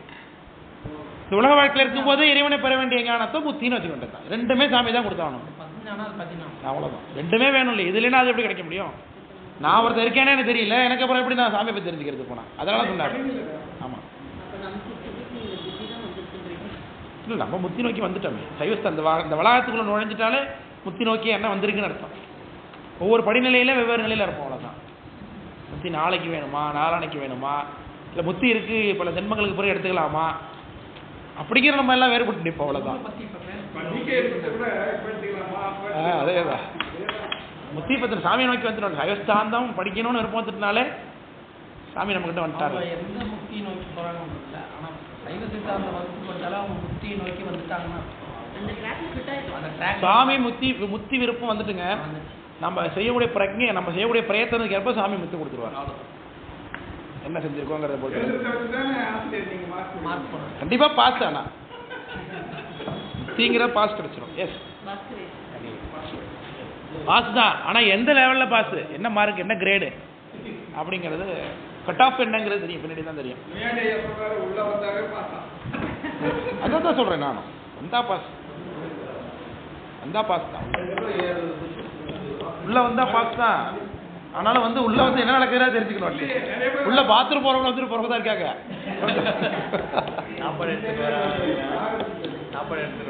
ஆமா, அதான் சைவ சித்தாந்தம்னு சொல்லிட்டேனே, அதுதான் நான் சொல்றேங்க.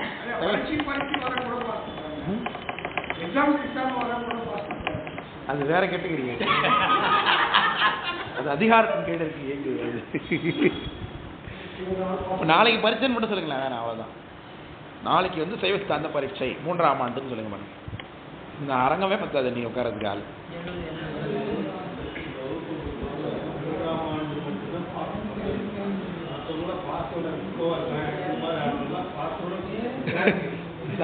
நேரடியாக சாகிச்சுட்டீங்களா?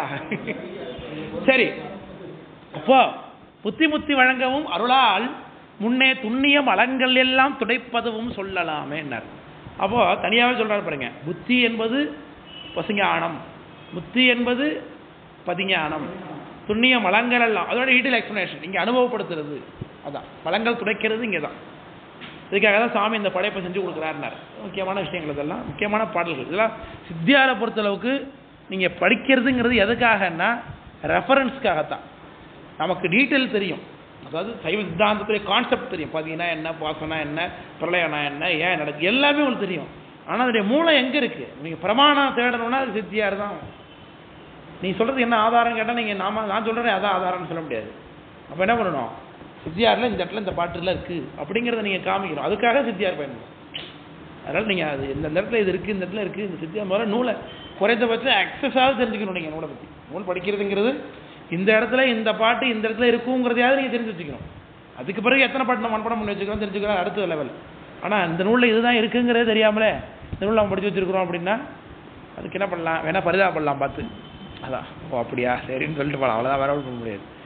சரி, அடுத்தது 3 சொல்லிட்டு இடையில 2 எக்ஸ்ட்ரா சேர்த்து விடுறாரு. இடையில சாமி படுத்தது 3 இப்போ திடீர்னு என்ன பண்ணுறாரு? கொஞ்சமாக அப்படியே மேலே கூப்பிட்டு போகிறாரு. 2 எக்ஸ்ட்ரா ஆட் பண்ணுறாரு.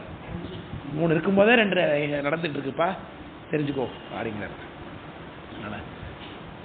அழிப்பு இழைப்பு ஆற்றல் ஆக்கம் அவ்வவர் கண்மம் எல்லாம் கழித்திடல் நுகரச் செய்தல் காப்பது கண்ம ஒப்பில் தெழித்திடல் மலங்கள் எல்லாம் மறைப்பு அருள் செய்திதானும் பழிப்பொழி பந்தம் வீடு பார்த்திடின் அருளே எல்லாம். அந்த பாட்டுக்கு நான் சொல்கிற மாதிரி பிரிச்சுக்கிங்க. அழிப்பு இழைப்பு, அழிப்பு இழைப்பு ஆற்றல், அது வரைக்கும் ஒரு செமிகோலன் போட்டுங்க. ஆமாம், அது வரைக்கும் ஒரு பகுதி பாட்டில். ஆமாம் ஆமாம், அழிப்பு. அப்படியா? நான் அப்போ நீங்கள் வந்தீங்கன்னு தெரியலையே. சரிப்பா, அப்படியா? அப்போ போட்டிருக்கீங்க அழிப்பு இழைப்பாற்றல், அது வரைக்கும் ஒரு செமிகோலன் போட்டிருக்கேன்.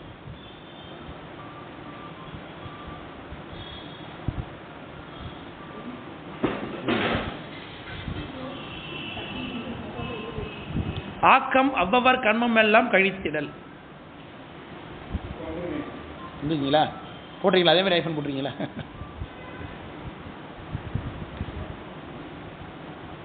கழித்திடல் நுகரச் செய்தல்.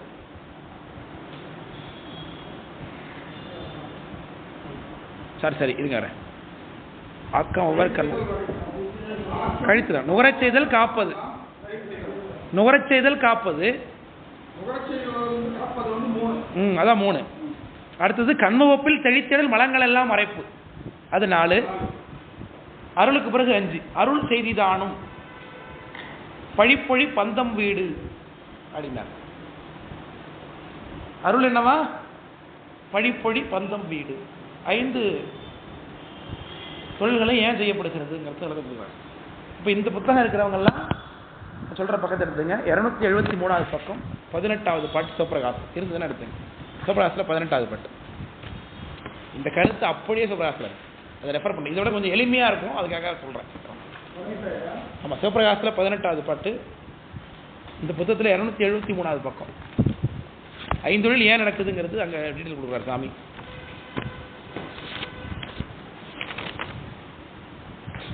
18 ஏற்றாவையின் பாட்டு இருக்கா? இல்லாதவங்க இருக்கிறவங்க பார்த்துங்க. ஏற்ற இவை அரணருளின் திருவிளையாட்டாக எம்புவார்கள். இப்போ சொன்னது தான் கீழே உள்ள பாட்டு. கீழே என்ன சொன்னேன்? முன்னவன் விளையாட்டு என்று மொழிதலும், அந்த கருத்தில் சேர்த்து கேட்பாருங்க. ஏற்ற இவை அரண் அருளின் திருவிளையாட்டாக இயம்புவார்கள், அணுக்கள் இடர்கடல் நின்றும் எடுத்த ஊற்றமிக அருள் புரிதல் ஏதுவாக உரை செய்வர். ரெண்டாவது, இடர்கடலிலிருந்து ஊற்றமிக அருள் புரிவதற்காக செய்கிறார்னு சொல்லலாம். ஏன் இந்த தொழில்கள் செய்கின்றார்? ஒன்று விளையாட்டுன்னு சொல்லலாம், ரெண்டாவது உயிர்களுக்கு இடர்கடல்லேருந்து இருக்கிறது இல்லையா? டீட்டெயில் பண்ணுற. அடுத்தது ஒடுக்கம் இலைப்பொழித்தல். இந்த பாட்டில் அப்படியே இருக்கு அந்த வார்த்தை இல்லையா? ஒடுக்கம் இலைப்பொழித்தல். எப்படி ஏன் இலைப்பொழித்தல் கீழே சொன்னேன். இப்போ டீட்டெயில். இலைப்புங்கிறது ஏன் அது இருக்கு? அனுபவப்பட்டு கொண்டே இருக்கும்போது என்ன ஆகும்? கையாது. அப்போ கருவிலேருந்து கொஞ்சம் கழட்டி விடணும், ரெஸ்ட் கொடுக்கணும். உயிர் திரும்ப மூலாதாரத்துக்கு போய் அமைதியாக கிடக்கும், உயிர் படங்கள் நிலையில் இருக்கும். அப்புறம் திரும்பி கருவிகளை பெற்றுக்கொண்டு திரும்ப வந்து அனுபவம் திரும்பி போகும். அப்புறம் இந்த உடம்பே டேமேஜ் ஆகிடும் கொஞ்ச நாளில். அப்புறம் இந்த உடம்பு விட்டு வெளியே போய் வேற உடம்பு போடும் இல்லையா? பரகாய பிரவேசம் பண்ணுறது மாதிரி வேற ஒரு உலகத்துக்கு போயிடும். அப்புறம் இந்த உலகமே நமக்கு போரடிக்கும் உயிர்களுக்கு. அப்புறம் இந்த உலகத்தை அழித்து புது உலகத்தை சாமி திரும்ப கொடுப்பார். இது ரொட்டீனாக நடக்கிறது. எதற்காக? உயிர்கள் இயல்புலேயே கலைப்படையத்தன்மை இருக்கிறதுனால. அதை சொன்னார். அடுத்து சொல்றார், என்ன சொல்றார்? மற்றை தோற்றம் மலபாகம் வரனர் இல்லையா? மலபாகங்கிறது அனுபவப்படுறதுக்காக, இந்த உலகத்தில் அனுபவப்படுறதுக்காக தான் கருவிகளை கொடுக்குறாரு. திரும்ப ஏன் இப்போ ஒடுக்கிட்டாரு? ஒடுக்கினதுக்கு பிறகு அப்படியே விட்டுற வேண்டியது தானே? இல்லையே, இன்னும் ஆணவமலை இருக்குல்ல, ஒடுங்கி மலத்து உள்ளதான். அப்போ ஆணவமலை இருக்கும் பொழுது முக்தி கிடைக்காது எப்பவுமே. அப்போ அது முக்தி கிடையாது. அப்போ முக்திக்கு போகணும்னா திரும்ப என்ன பண்ணி ஆகணும்? அனுபவத்துக்கு வந்தாகணும். அப்போ மலபாகம் வரணும்னா அதுக்குரிய கருவி. அப்போ தோற்றம் பண்றார், தெரிவி கொடுக்குறார். அடுத்தது மற்றை தோற்றம் மலபாகம் வர காத்தல் போகம் துய்ப்பித்தல். முக்கியமான வார்த்தை. இதுக்காக அந்த பாட்டுக்கே போனேன். ஏன் காத்தல் நடக்குதுன்னா நாம சந்தோஷமா இருக்கணுங்கிறது. போகம் அனுபவம். உதாரணத்துக்கு, ஆமாம், நைட்டில் நம்ம நல்லா ரெஸ்ட்டில் தூங்குறோம் வீட்டில். எதற்காக? போலீஸ்காரங்களாம் ரோட்டில் நடந்துட்டு இருக்காங்க, நாம நல்லா தூங்கணுங்கிறதுக்காக. எப்போ வேணாலும் எவன் வேணாலும் வந்து பூட்டை உடப்பான், எப்போ வேணாலும் எவன் வேணாலும் உள்ளே போடுவான். அப்படின்றது என்ன தூங்க முடியுமோ? அந்த தூக்கங்கிற போகம் உங்களுக்கு உண்டா? கிடையாது. அப்போ காவல் எதற்காக நடக்குது? நமக்கு நிம்மதியாக இருக்கணுங்கிறதுக்காக இல்லையா? அப்போ திருமால் என்ன செய்கிறாரு? திருமாலுடைய என்ன செய்யறார்? பல்வேறு அவதாரங்களை எடுத்துக்கொண்டு பல அசுரர்களை அவர் அழித்து உயிர்களை காப்பாற்றுறார். விளக்கு புரியுங்களா? அப்போது பாஞ்சராத்திரியை தான் காமிக்கிறான். பல்வேறு அசுரர்களை அவதாரம் பண்ணி இவர் தானே காப்பாற்றுறாரு. அப்போ அவர் தானே கர்த்தா அப்படின்னு ஒன்று வச்சுக்கிட்டான்னு என்ன அப்படின்னு கேட்குறான் நம்மளை பார்த்து. அடப்பாவி, காப்பாற்றுறது ஏன் பத்துக்குன்னே இருக்கிறாரு? இல்லை ரைட், காப்பாற்றுறது சரிதான். ஆனால் பல அசுரர்கள்ட்ட உங்கள் திருமணம் தோற்று போட தெரியுமா தெரியாது உங்களுக்கு? அந்த அசுரர்களை சிவருமான தான் சங்காரம் பண்ணியிருக்காங்க. அப்போ அவரால் முடியாத காரியமும் உண்டு, போலீஸால் முடியாத காரியம். போலீஸை கொண்டு போய் ஆப்ரேஷன் சிந்தூரில் ஈடுபடுத்தினா செய்யுமா? அப்போ ஆப்ரேஷன் சிந்தூரில் செய்யணுன்னா யாருன்னா வேணும்? அதுக்கு இராணுவ அதிகாரிகள் தான் இருக்கக்கூடாது. அப்போ அந்தந்த தொழிலுக்கு ஏற்ற அந்தந்த எதிரிக்கு ஏற்றாப்புல என்ன ஆகணும்? எதிராளி செயலாற்றவங்களும் இருக்கணும். அப்போ திருமால் கர்த்தா, ஆனால் அவருக்குன்னு ஒரு லிமிடேஷன், அங்கே தான் அவர் செய்ய முடியும். அதற்கு மேலே வந்துருச்சுன்னா இவர் தான் பண்ணுவார். அதனால் போகம் காத்தல் போகம் துய்ப்பித்தல்னு அந்த பாட்டு. திரோதாகி தகநிறுத்தல் ஆகும்னார். அடுத்து இது மறைத்தல்னு பேர் இல்லையா? நிக்கிரகங்கள் தானும் நேசத்தால் ஈசன் செய்து அக்கிரமத்தினாலே அடித்து குற்றம் தீர்த்து, அக்கிரமத்தினாலே குற்றம் அடித்து தீர்த்து அச்சம் பண்ணி இக்கிரமத்தினாலே ஈண்டு அறம் ஏற்றிடு என்பான். என்ன சொல்லுகிறான்? ஈண்டு அறம் ஏற்றிடு. இப்படியே அடி கொடுத்தா அடுத்து நம்மளுக்கு ஒழுங்கா இருக்கியா அப்படிங்கிறோம். பிள்ளைய பார்த்து தப்பு செஞ்சா பிள்ளை என்ன பண்ணுவான்? 2 அரை விட்டு கட்டி போட்டு நம்மளுக்கு கொண்ட பேச மாட்டேன் அப்படின்னு சொல்கிறோம். நம்மளுக்கு ஒழுங்கா இருக்கணும் செய்கிறோம். அப்போ இதற்காக தண்டனை. துரோதானம்ங்கிறது என்னத்தான்? மறைப்புங்கிறது கண்ம கூட்டலுக்கு தான். மறைப்பாற்ற செயல்படுத்தினா என்ன தப்பு நடத்தணும்? தப்பு நடந்தால் உயிர் என்ன பண்ணும்? துன்பத்துக்கு போகும். இப்போ திரும்ப என்ன ஆகும்? அந்த தப்பை செய்யாது. ஒரு தடவை போகிறேன், ஈண்டு அறம் ஏற்று என்பான் எக்கிரமத்தினாலும் பார்க்கில் எரிசையில் பரிவே என்றும் சித்தியார். தந்தை தாய் தம்சலாற்றின் வந்திடாவிடின் முறுக்கி அடித்து தீய பந்தமும் விடுவர் பார்க்கில் பரிவையாகும். அப்பா அம்மா குழந்தைகள் அடிக்கிறதுங்கிறது என்னது? உறவுப்படுத்துகிறாங்களா? நல் வழிபடணும், சொல்ல பேச்சு கேட்கணும், அது பலத்தான். அப்போ திரோதானம்ங்கிறது அதுதான் அப்படின்னு அங்கே சொன்னார். அடுத்தது போற்றலரும் அருள் அருளே. ஆமாம், அந்த பாட்டு அப்படி அதான் சொன்னேன். இந்த பாட்டில் உள்ள கருத்து அப்படி இந்த பாட்டில் வித்தியாரம் என்ன இருக்கும் சிவஞானத்தில் அப்படி சொல்கிறாத்துல அப்படி இருக்கு. இப்போ இந்த பாட்டை பாருங்க, சொல்லியாச்சு உங்கள் வீட்டில் இந்த பாட்டை நடத்திட்டேன். இப்போ பாட்டை படித்து நீங்கள் அப்படியே கப்பல் பண்ணிட வேண்டியதான். அழிப்பு இழைப்பு ஆட்டம்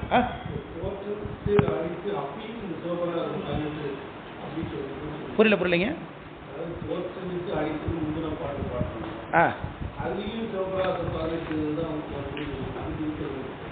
அதுல சிவபிரகாசம் 17 சொல்லியிருப்பேன். 18 சொன்னேன்.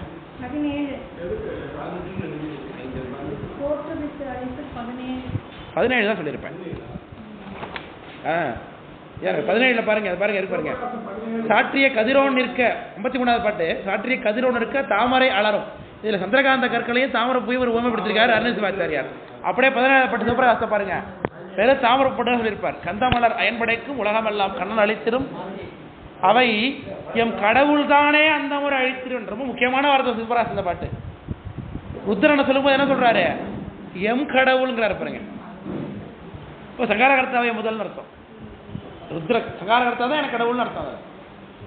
அப்போ வந்த முறை தன் தொழிலே மண்விப்பன் எல்லாம் வருவிப்பன் விகாரங்கள் வருவான் வானின் முந்திரவி எதிர்முலரை அல்லோரும் ஒன்று அலர்வான் முகையாம் ஒன்று உலரும் முறையினாமேனர். தாமரைப்பூ ஒன்று பூக்கும், ஒன்று உதிரும், ஒன்று நாளைக்கு பூக்கிறதுக்கு தயாராகும் சூரியனுடைய சன்னதியில்.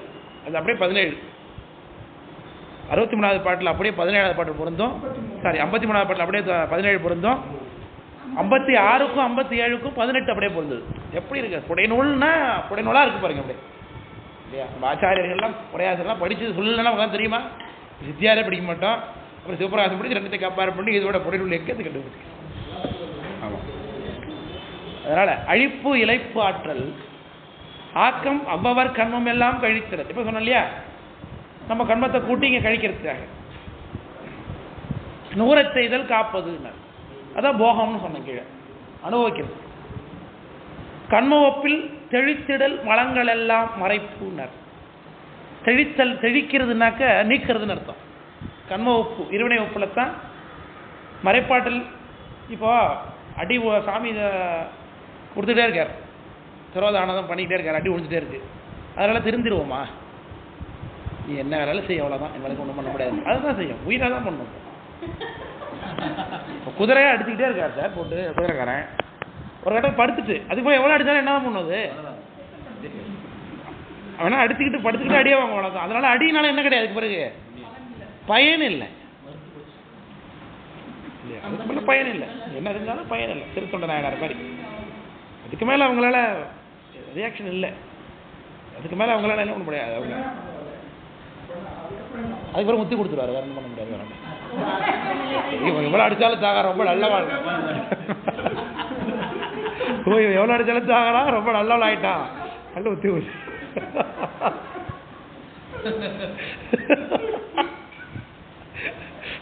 அதுவும் சைவ சாதாரண தான் இருக்கு இப்போ இல்லையா? இல்லை உள்ளபடியே அதானங்க அழகா அறிஞர் முதலியாருக்கு உதாரணம் கட்டுறாரு. அதாவது பகவான் மாக்களுக்கு கண்மத்தை கூட்டுறது, பிரார்த்த கண்மத்தை கூட்டுறதுங்கிறது பாறையில் முளையடிப்பது போலங்கிறாரு. பாறையில் முளையடிக்கிறது மாதிரி. பாறையில் முளையடிச்சா முளை குச்சி தான் உடைச்சு போகும், பாறை அப்படியேதான் இருக்கும். அதான் நம்மள மாரி ஆட்களுக்கு கண்மத்தை கூட்டுறதுங்கிறது ஈரத்தறையில் முளையடிக்கிறது மாதிரி இருக்கிறேன். நறுக்கட உள்ள இருக்கிற அவ்வளோதான். ஸோ அதான் வித்தியாசம். ஸோ எவ்வளோ அடித்தாலும் அவங்க அதை பற்றி ஒன்றும் மணிவாசக்கு வருமானம் என்ன அடித்தா ஓகே, வெயிலில் போடுறியா ஓகே, குதிரையில் வரியா ஓகே சந்தோஷம், வைகையில் திரும்பி போடுறியா ஓகே சந்தோஷம், எதுவாக இருந்தாலும் ஓகே ஓகே ஓகே ஓகே இல்லையா? அவங்களை அதை தவிர்த்து வேறு பார்க்க முடியாது. எது கொடுத்தாலும் தெரிய அவர்கள் ஓடும் செம்பனும் ஒக்கவே நோக்குவாருங்க இல்லையா? அப்போ ஒரு இன்னும் இதெல்லாம் மோசமாக போகிறார் அப்பர் சாமி. எனக்கு கொடுத்த அடியில் எனக்கு 10 இன்னும் அடிக்கிறாரு. என்ன பின் படிப்பழைக்கின் புளிய மலரால் மோதி வைப்பாயின இன்னும் அடிக்கிறாரு.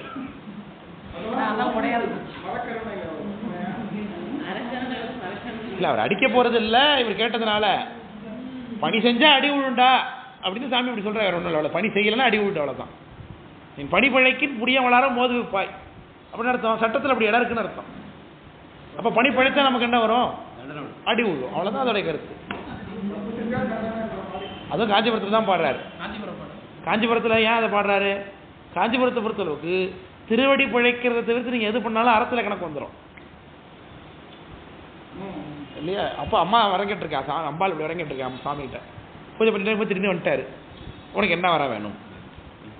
பூஜையே இன்னும் முடியல சாமி, ஆகமத்தில் நீங்கள் சொல்லியிருக்கேன் சூர்யாதி சந்தாந்தம்னு சொல்லியிருக்கீங்க, நான் இப்போ தான் அபிஷேகமே பண்ணிட்டு இருக்கேன், அதுக்குள்ளே வந்துட்டீங்களே, நான் எப்படி வரங்கிட்டு?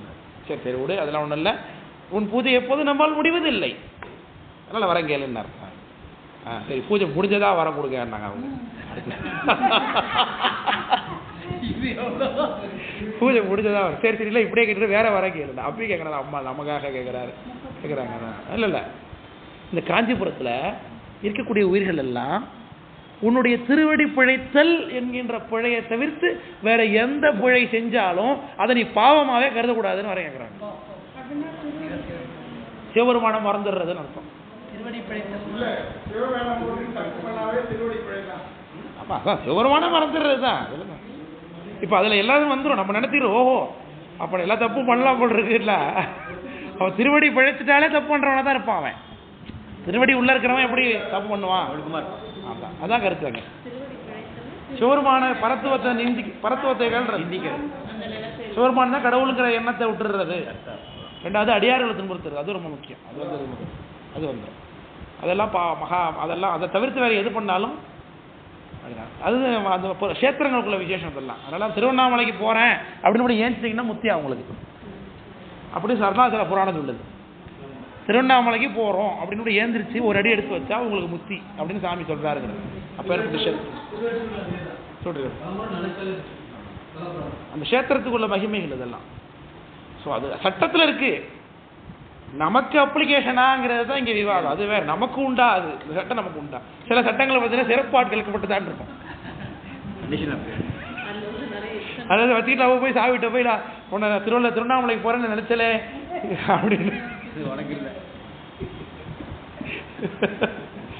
அழைக்கக்கூடாது இல்லையா? நிலைத்து தழுவார் பாவம் தீர்க்கும் நிமலர் உரை கோயில் ஞானசம்பந்த பெருமானார். திரு ஆனைக்காட் தங்க முக்திங்க, ஒரு இரவு தங்கினா முக்தி. கஷேத்திரத்தில் எங்கே வேணாலும் தங்கினார். பரத்த வீட்டில் கூட தங்கினது புராணம். ஒரு இரவு நீ பரத்த வீட்டில் போய் ஆனைக்கால தங்கினா கூட உனக்கு முக்தி. நாடக சாலையில் தங்கினா கூட முக்தி. ஹோட்டலில் போய் ரூம் எடுத்து தங்கினா கூட திருவானைக்கால தங்கினாலும் முக்தி. அபுத்திபூர்வமாக தங்கினாலே முக்திங்கிற கஷேத்திர விசேடம் அப்படி இருக்கு. மதுரா சர்வீஸ் ஆமாம், நம்ம ஐயா இருக்காருங்க. நம்ம 4ஆம் ஆண்டு முடிச்சிட்டார் ஐயா, செந்தில் சுப்பிரமணியன் இருக்காரு. அவங்க திருவானைக்காலத்தில் மதுரா சர்வீஸ் அப்பார்ட்மெண்ட் தெரியாமல் அற்புதமான இடம். நாங்களாம் போனால் அங்கே தான் தங்க சொல்லி கட்டாயப்படுத்துவார் அவர். ஒரு முறை அடியன் போய் தங்கியிருக்கேன். அதில் பெரிய ரூம் கிடையாது, வீடாகவே இருக்கும். கிச்சன் செட்டப் கூட நீங்கள் போய் சமைச்சு சாப்பிட்டு தங்கிட்டு இருந்துட்டு வரலாம். ஃப்ளாட்டாக திருவானைக்கால் வாடகைக்கு தங்கமுக்தி தலம். அப்படி பல்வேறு கஷேத்திரங்கள் சொல்லப்படுகிறது. இதோட பரவாயில்ல, திருக்கோடிக்கான ஒரு கஷேத்திரம். இந்த கோடிக்காகிற தலத்தோட எந்த விதத்தாலையும் தொடர்பு இருந்தாலே முத்தியம் அப்படிங்கிறாரு அந்த ஒரு சாமி. ஒரு பொண்ணு பெரிய பயங்கரமான ஃப்ராடு, அது எல்லா வேலையும் பண்ணிட்டு வந்திருக்கு. தொழுநோய் வந்துருச்சு, எல்லா திருட்டுத்தனமும் பெண்ணுக்கு உரிய எந்த லட்சணமும் அதில் கிடையாதுன்னு வச்சுங்களேன். எல்லாம் பண்ணிட்டு அப்படியே தேசாந்திரியே கடைசியில் எல்லாம் ஊரோட்டை விரட்டி விட்டானுங்க. அப்படியே வந்துட்டு இருந்தது, தேசாந்திரமும் வந்தது. திருக்கோடிக்கா உள்ள பிரவேசம் ஆயிட்டு அங்கே உயிர் போகுது. அந்த உயிரை எடுக்கிறதுக்காக யமதூதர்கள் வரான். நல்லா வேட்டடா அன்றைக்கி நமக்கு இன்னைக்கு இவ்வளோ போய் என்ன செய்யறது பாரு அப்படின்னு. ஏன்னா பெண்கள் தவறு செய்யும்போது மாற்று ஆடவனை நினைச்சாலே அதுக்கு இப்படி தானே நினைச்ச அப்படின்னு சொல்லி தக்க நெருப்பு தூண் தழுவித்துன்னு சொல்லுது சிவபிரகாசம். இதில் போற்றி பக்கோடையில் ஆடவர்களை பெண்ணுக்கு தான் நம்ம மனை மாற்றி நம்ம நினைக்கிறோம் இல்லையா? மாற்றான மனை நோக்குறது யார் மேலே விருப்பப்பட்டா கூட, இந்த காதலோடு பார்த்தா கூட அது நினைச்சல பாருன்னு அந்த பொம்மை அவங்கள மாதிரி யாரை நம்ம நினைச்சோமோ அவங்கள மாதிரி செம்புல ஒரு பொம்மை பண்ணி நெருப்புல போட்டு தக்கன்னு வேக வச்சு போய் தழுவுன்னு சொல்லுவாங்களாம். இது போற்றி பக்கத்தில் சொல்றாரு வாவிசாச்சர், நாம சொல்லல, போய் தழுவு அப்படி தழுவு இன்பங்கான்னு சொல்லுவாங்க. அப்போ இவளுக்கு போல எல்லாம் கிடைக்கும் அப்படின்ட்டு வரான். அந்த யமதூதர்கள்லாம் வருகிறார்கள். உடனே கைலாசத்துலேருந்து பூதகணங்களும் வாத்தியங்கள் ஒழித்து கொண்டு வருகிறார்கள். இப்போ 2 தரப்பும் ஏன் இவங்க வராங்க கேஸ் கட்ட பார்த்தா ஒன்றும் ஒரு இடத்துல ஒரு அடியாரை பார்த்து கும்பிட்ட பேர் ஒன்றும் இல்லை, ஒன்றும் கிடையாது, 90% சரித்திரத்திலே இடம் இல்லை, இதுக்கு ஏன் இவங்க வராங்க இந்த குரூப்பு, வேற அங்கே ஒன்றும் வேலை சரியில்லை போட்டிருக்கு அப்படின்னு பேசிகிட்டு இருக்கான். இங்கே வந்தோடனே நீங்கள் ஏன் இங்கே வந்தீங்கன்னா அவங்க 2 பேர் சண்டை வந்து போச்சு, கைகளை பாய் போச்சு. அவரை பிரச்சனை இந்த உயிரை யாரை கொண்டு போகிறது அப்படின்னு சிவபெருமான் பிரத்யட்சமாக சொல்கிறாரு. இந்த உயிர் கைலாசத்துக்கு வர வேண்டிய உயிர் ஏன் திருக்கோடிக்காவில் வந்து சம்மந்தப்பட்டிருக்கு இல்லையா, இந்த திருக்கோடிக்காங்கிற கஷேத்திரத்தில் சம்மந்தப்பட்டுட்டாலே இந்த கஷேத்திரத்தை மிரிச்சிட்டாலே அப்போ கைலாயம் வந்துடும்டேதான்னு சாமி வர கொடுக்குறாரு அந்த உயிருக்குன்னு புராணம் இருக்குது அந்த கஷேத்திரத்தில். அப்படின்னா பார்த்துங்க அப்படின்னு. அதனால தான் உடனே போகங்கிறா திருக்கோடிக்காவுக்கு ஞான சம்பந்தர். இன்று நன்று நாளை நன்று என்று சொன்ன இச்சையால் கொன்றுகின்ற வாழ்க்கையை போக விட்டு போதுமின். இன்னைக்கு போகலாம் நாளைக்கு போகலான்னு தள்ளி போடாது திருக்கோடிக்காவுக்கு மட்டும். உடனே போங்கிறார். அதில் மத்தியானம் போயிடாதீங்க சாப்பிட்டுட்டு அவரோட நாளைக்கு பிளான் பண்ணிப்பாங்க. இன்று நாட்டு நாளை நாட்டு என்று சொன்ன இச்சையால் கொன்றுகின்ற வாழ்க்கையை போக விட்டு போதுமின் மின்தயங்கு சோதியான் வெண்மதி விரி சுடர் கொன்றை சொன்ன சென்னியான் கோடி காவும் சேர்மினே. மயிலாடுதுறையிலேருந்து கிழக்க, சரி மயிலாடுதுறையிலேருந்து மேற்கு 15 கிலோமீட்டர். திருவாவடுதுறை போனீங்கன்னா அங்கேருந்து காவேரி தாண்டினா திருக்கோடிக்காவ் தான். ஆப்போசிட். இங்கேருந்து எப்படி போகுது வழி இருக்காங்க இது வண்டி ஆட்டோ போகுதா, ஆட்டோ போனால் போயிடலாம். நல்ல சேத்திரம், அற்புதமான சேத்திரம் திருக்கோடிக்காய். செம்பியன் மாதேவி பரிசு தலம். சரி, திருக்கோடி முனிவர்கள் வழிபட்ட சேத்திரம். நமக்கு அங்கே வேலை பார்க்குற அங்கே இருக்கக்கூடிய குருக்கள் நமக்கு நல்லா தெரிஞ்சவங்க. நம்ம தர்மியாதன வேத பாடசாலையினுடைய முதல்வருடைய உடன்பிறந்த சகோதரர் தான் கோயில் பூஜை. அவருடைய பையன் குருக்கள் பையன் அவர் ரொம்ப அற்புதமான சைவ சித்தாந்தம் படிக்கிறவர். ரொம்ப விசேஷமாக நம்மகிட்ட பேசுவார் எப்பொழுதுமே. அதில் யாராவது போனீங்கன்னா தெரியப்படுத்துங்க, நல்லா தரிசனம் பண்ணி வைப்பாங்க. திருக்கோடிக்கா சரி, நீங்கள் சொல்கிறத பொறுத்து தான் எனக்கு என்ன சுட்டு. சரி, அதனால் எல்லாமே என்னவா கண்ம ஒப்பில் தெளித்தடல் மலங்கள் எல்லாம் மறைப்பு அருள் செய்திதானும் பழிப்பொழி பந்தம் வீடு. பழிப்பொழி பந்தம் வீடுனார். பழிப்புனா கீழ்மையான தன்மை, ஆணவமலத்தை நீக்கி வீடை கொடுக்கறது. வீடுனால விடுதலைன்னு தான் அர்த்தம். அதனால தான் வீட்டுக்கே விடுதலைன்னு பேர். வேலை செய்கிற இடத்துலேருந்து வெளில இருந்து வீட்டுக்கு போகிறோமே, அங்கே போய் என்ன பண்ணுவோம், நம்ம இன்பமாக இருப்போங்கிறதுக்காக வீடுன்னு பேர் வச்சிருக்கிறாங்க. இப்போ அங்கே அங்கேருந்து வெளில வந்துடுறதா இன்பம் அப்படி தான் வெளில விட்டுருது. வீட்டுக்கே வீடுல பேர். அது அந்த வீடு மாதிரி இது இருக்கணுமா, இது இந்த வீடு மாதிரி தான் அந்த வீடு இருக்குமா, அதனால இந்த வீடு இப்போ நமக்கெல்லாம் இதுலேருந்து வெளில வந்துட்டாதான் வீடு அப்படிங்கிறது பேர். வீடுங்கிறதுக்கு பேர் விடுதலை, விடுபடுறதுன்னு பேர். ஓ சொல்றீங்களா?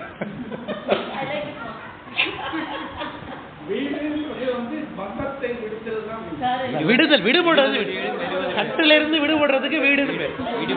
அதனாலதான் முத்துக்கு முத்தின்னு ஏன் பேரு, முத்து காரண பேர் தான். முத்திங்கிறதுக்கு முத்துறது என்ன ஆகும், விடுபடும், கட்டிலேருந்து விடுபடும். ஸோ அதனாலதான் முத்துன்னே அதுக்கு பேர். சிப்பியிலேருந்து விடுபடுவது முத்து, அதுலேருந்து கட்டிலேருந்து விடுபடுவது. கட்டு நீத்தவருக்கு இன் அருளே செய்யும் சிட்டர் போலும் சிராப்பள்ளி செல்வனார்னார் அப்பர் சாமி. கட்டு நீத்தவருக்கு இன் அருள். ஸோ அதுதான் முத்தின்னு பேர். பந்தம் பழிப்பொழி பந்தம் வீடு பார்க்கிடின் அருளே, எல்லாமே அருள் தான். அதே தான் அந்த பாட்டில் இருக்கு பாருங்க. போற்றல் அருளே அருளே அன்றி மற்ற புகன்றவை அருள் வழியே புகழலாம், எல்லாமே அருள் தானே. அற்புதமான பாட்டு, ரெண்டுமே ஒரே பாட்டு. 57 சிவபிரகாசம், அது சித்தியாரும் 18 சிவபிரகாசம் ஒரே பாட்டு. சரி, அதோட இந்த அமர்வை நிறைய பண்ணிடுவோம். உணவிடலுக்கு பிறகு தொடருவோம். 2 மணிக்கு வந்துடுங்க. எல்லாரும் போய் சாப்பிடுங்க, எல்லாரும் சாப்பிடுங்க, திரும்ப எடுத்துங்க.